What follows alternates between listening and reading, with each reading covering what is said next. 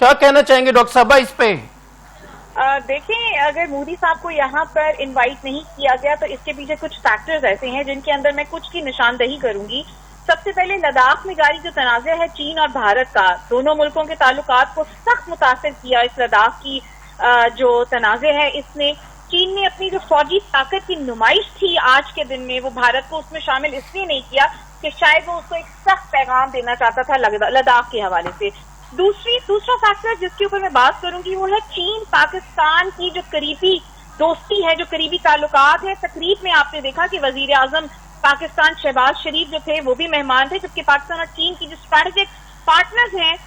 وہ بھی وہاں پہ موجود تھے۔ اور مودی کو دعوت دینا اس بیانیے کو کمزور کرتا ہے کہ چین جو ہے وہ چین نے بھارت کو اپنے آپ سے الگ رکھا۔ وہ اس چیز کی نشاندہی کرنا چاہتا تھا کہ پاکستان اس کا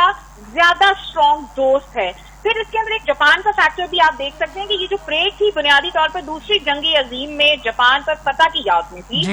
کیونکہ بھارت آج جاپان کا قریبی پارٹنر سمجھا جاتا ہے، اس لیے چین نے بھارت کو مدعو کرنے سے گریز اس لیے بھی کیا تاکہ تقریب کا جو بیانیہ ہے اس میں متضاد نہ ہو۔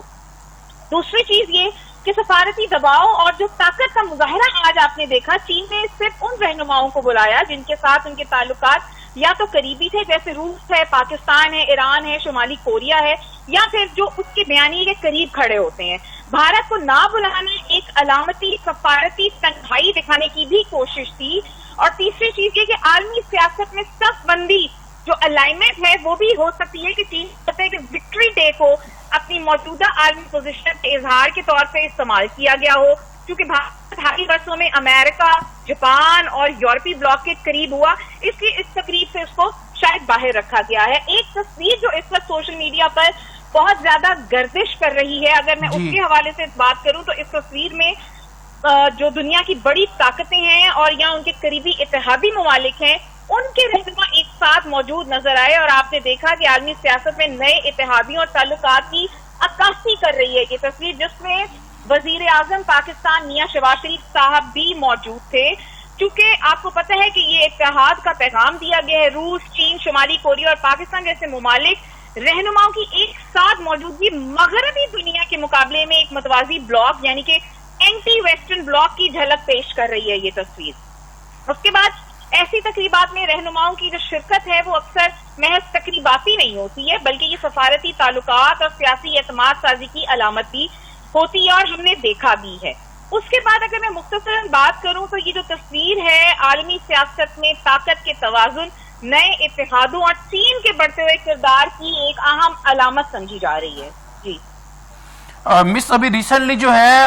سعودی عربیہ نے اور عراق نے جو ہے وہ بھارت کو تیل دینا بند کر دیا ہے، کیا کہنا چاہیں گی؟ دیکھیے یہ ایک اور یہ